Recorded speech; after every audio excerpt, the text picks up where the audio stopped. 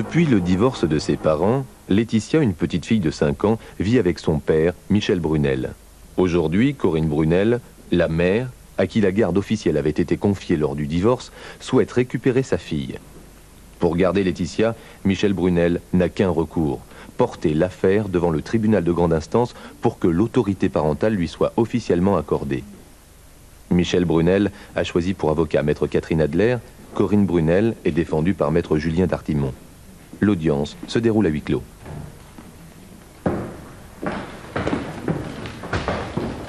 Mesdames et messieurs, le tribunal. Le tribunal appelle l'affaire Brunel. La parole est au demandeur, monsieur Brunel. Veuillez vous avancer, s'il vous plaît. Vos noms, prénoms, âge et profession. Michel Brunel, 37 ans, contrôleur de gestion, actuellement sans emploi. Je vous écoute, monsieur Brunel. Je suis le père d'une petite fille de 5 ans, Laetitia. Depuis son plus jeune âge, je l'ai élevée tout seul. Vous êtes divorcé, n'est-ce pas? Oui, depuis 2 ans. La garde de Laetitia a été confiée à sa mère, mais c'est quand même chez moi qu'elle a toujours vécu.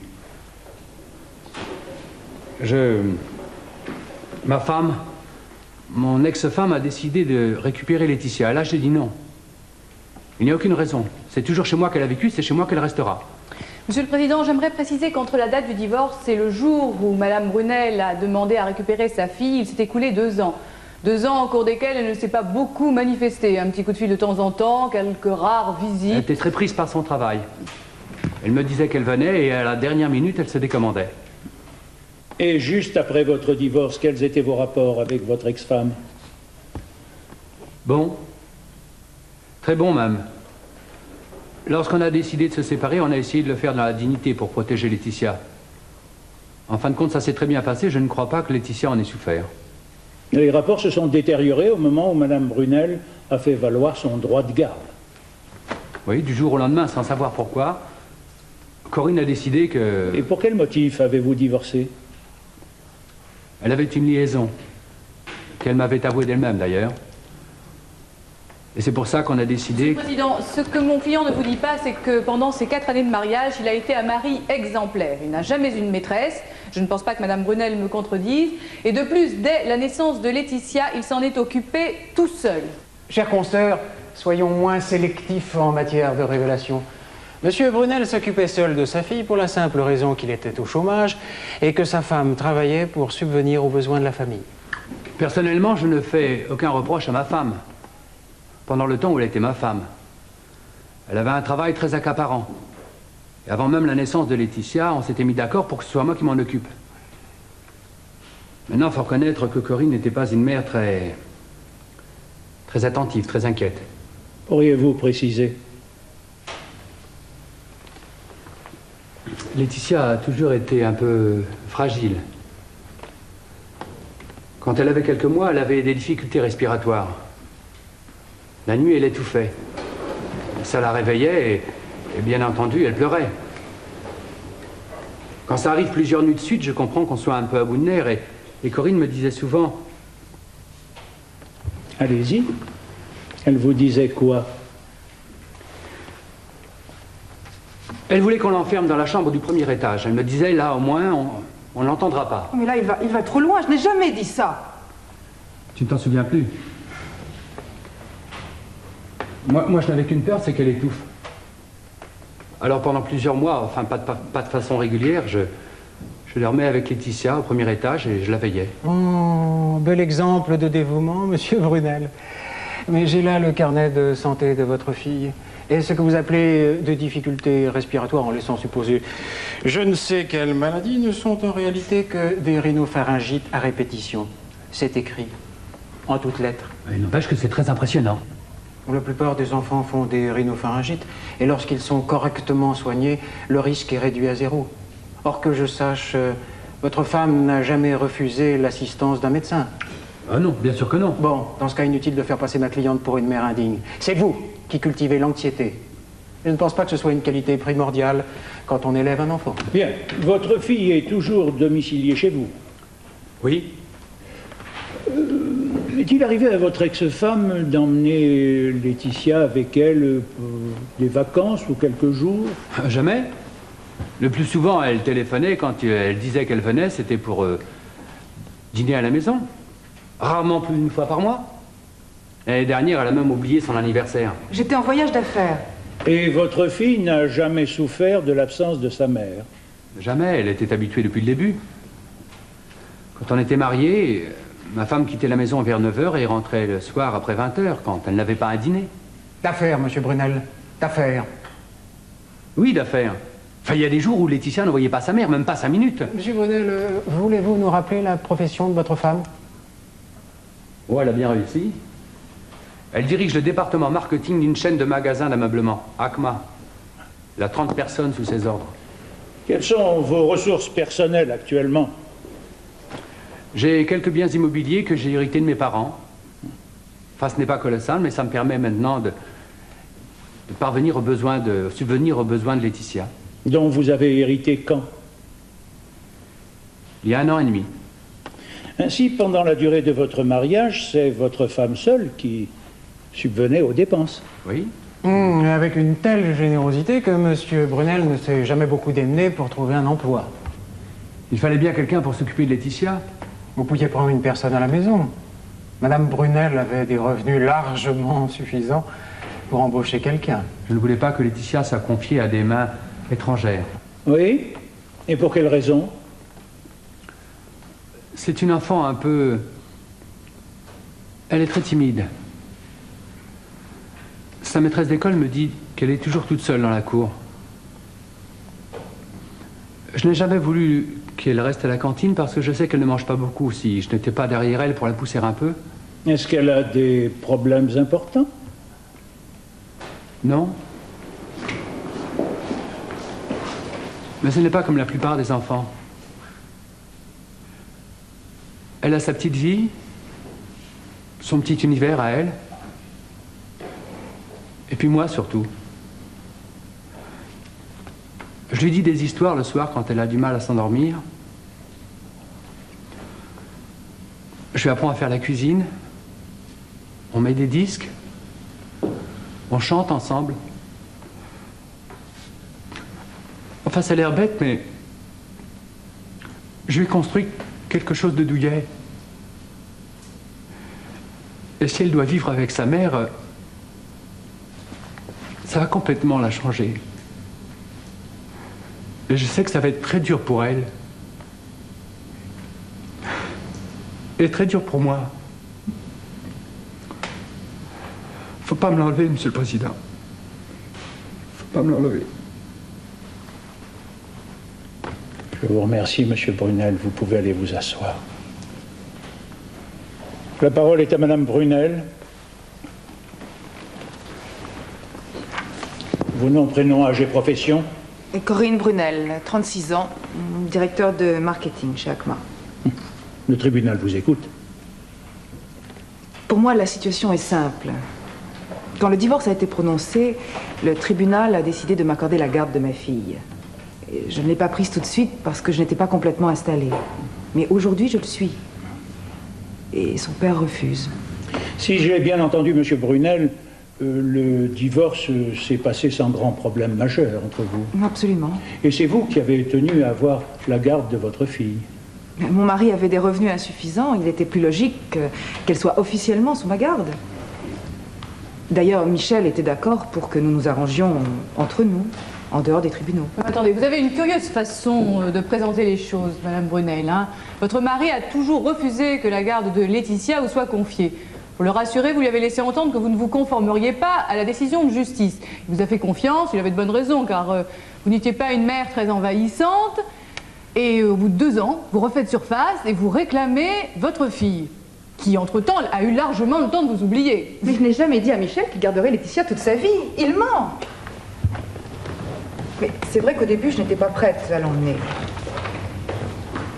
Je venais d'être nommée chef du marketing. C'était une énorme promotion pour moi. Et tout le monde m'attendait au tournant. Je travaillais 15 heures par jour à cette époque. Je ne pouvais pas m'occuper de Laetitia.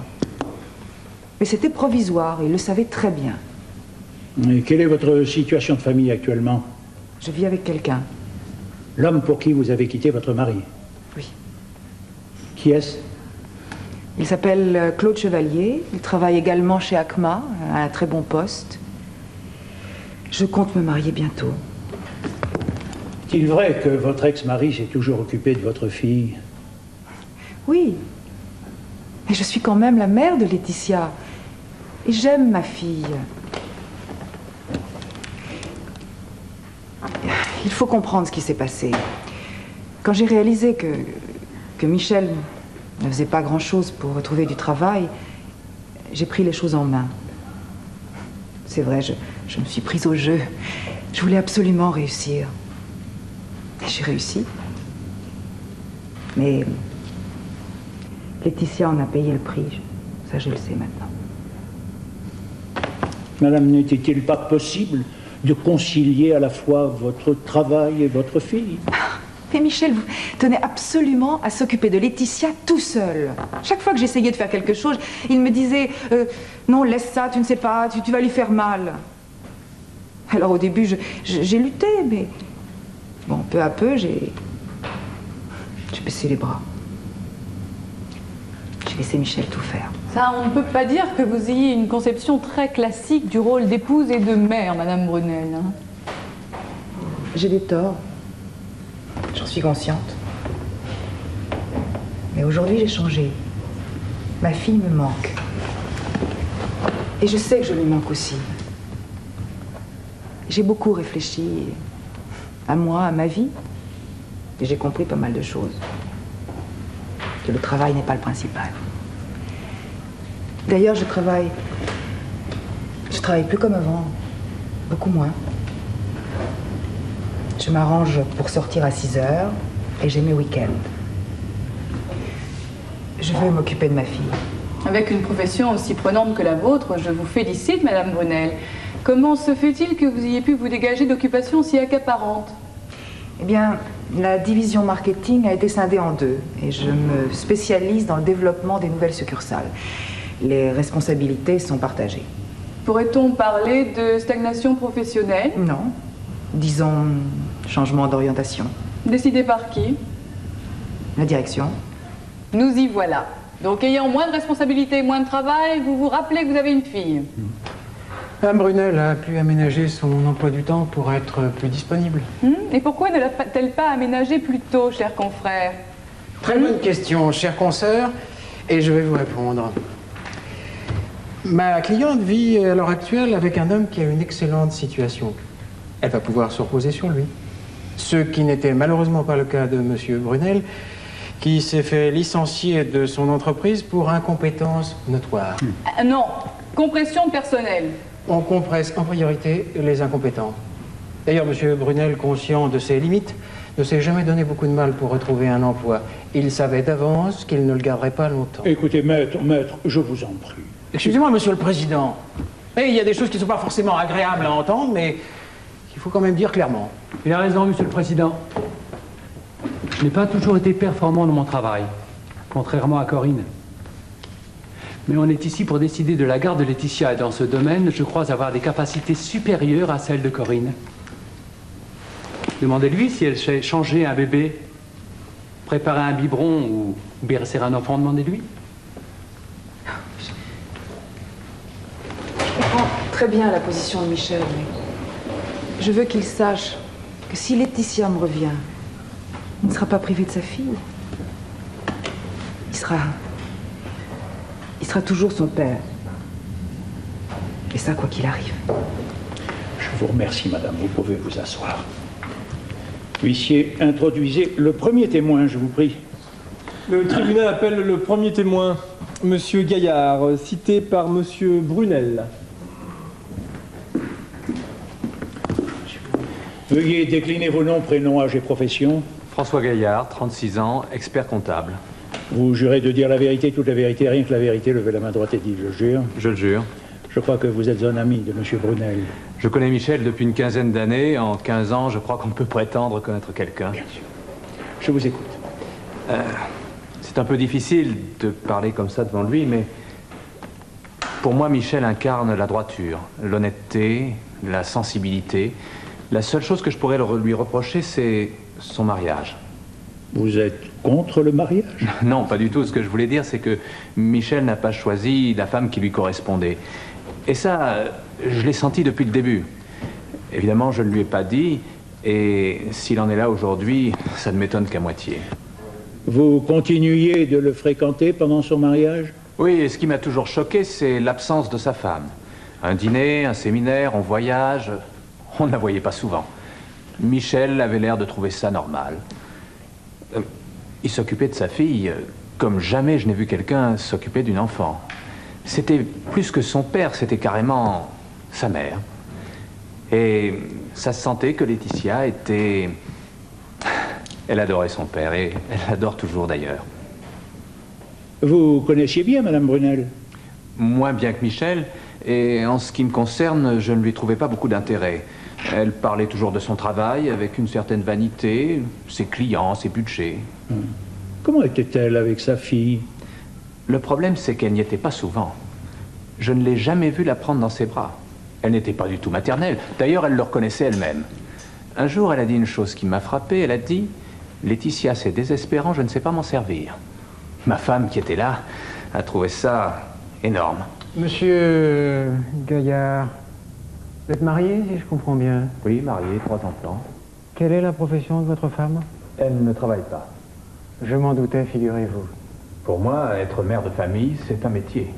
Mais pour moi aussi, monsieur Gaillard. C'est pourquoi je prétends que madame Brunel ne pouvait pas exercer 2 métiers à la fois. Mais avoir un travail n'empêche pas l'instinct maternel, et tout ce que je dis, c'est que Corinne n'en avait pas. Appréciation purement subjective. Évidemment, mais on me demande mon avis, je le donne. Bien, monsieur Gaillard, le tribunal vous remercie. Vous pouvez aller dans la salle. Le témoin suivant, s'il vous plaît. Le tribunal appelle le second témoin, Madame Loursoy, citée par Madame Brunel.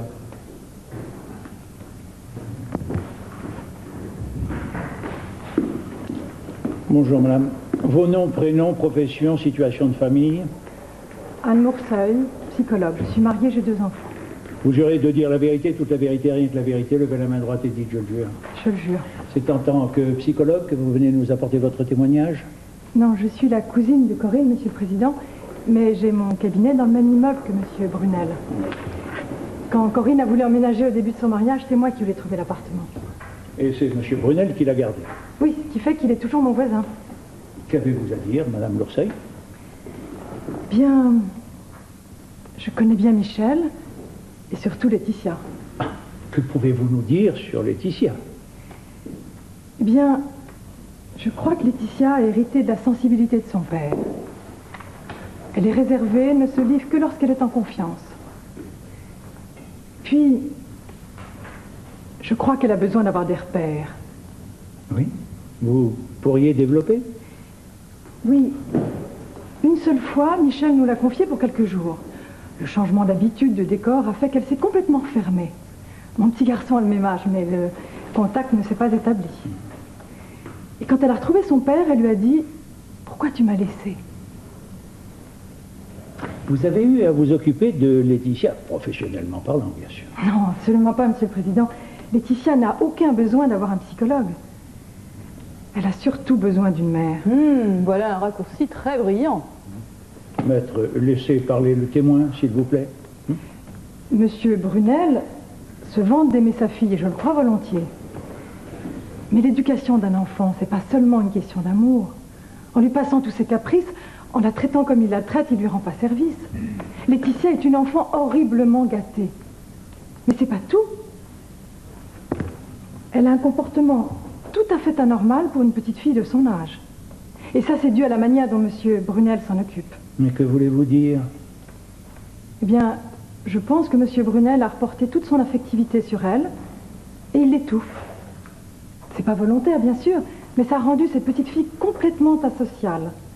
Surtout très, très instable. Monsieur le Président, j'aimerais poser une question au témoin. Madame Loursoy, en tant que psychologue, que pensez-vous de l'attitude de votre cousine? J'étais la première à lui faire des reproches, évidemment. Mais aujourd'hui, elle a rencontré Claude Chevalier. Je le connais bien. C'est un homme équilibré qui n'inverse pas les rôles, lui. Il a su réveiller l'instinct maternel de Corinne. Si elle l'avait épousé à la place de Michel, je ne sais pas ce qui serait arrivé. Oui, pour moi, Michel s'est emparé de Laetitia dès sa naissance. Et il n'a jamais donné à Corinne la chance d'être une mère. Alors évidemment, elle n'a eu que son travail pour se réaliser.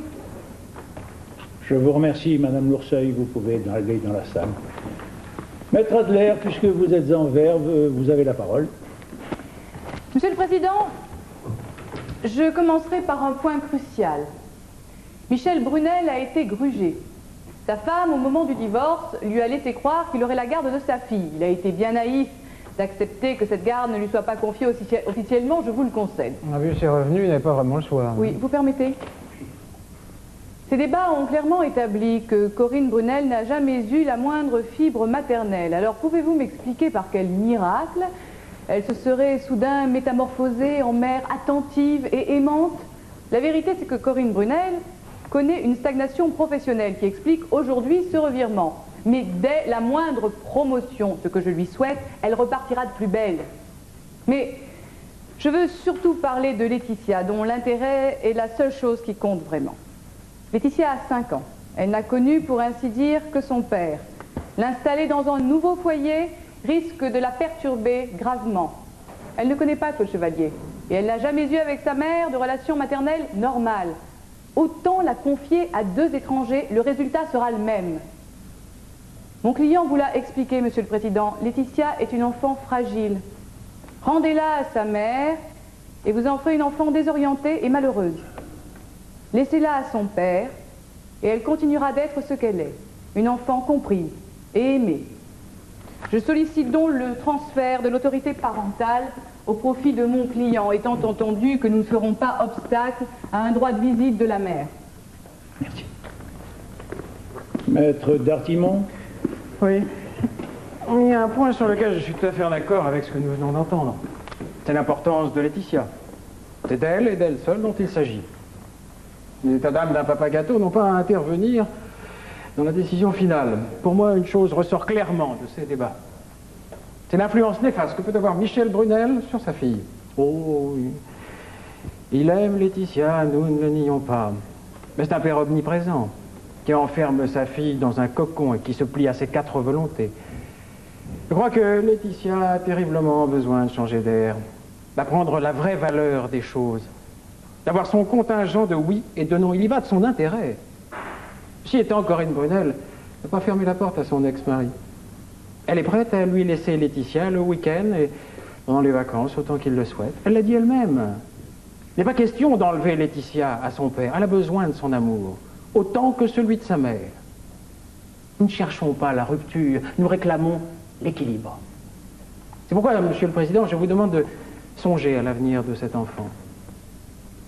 Laetitia est à l'âge où tout est encore possible. Et vous verrez que les facultés d'adaptation à cet âge sont prodigieuses.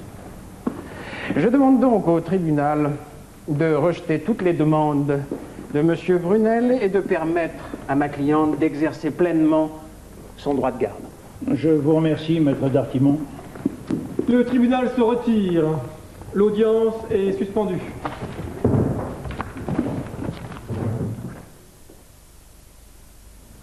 Si le tribunal refuse de transférer la garde de Laetitia à son père, Michel Brunel risque de voir sa fille, avec qui il vit seul depuis 2 ans, le quitter du jour au lendemain.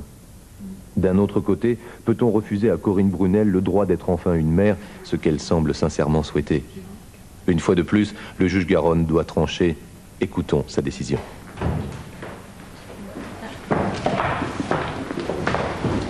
Mesdames et messieurs, le tribunal.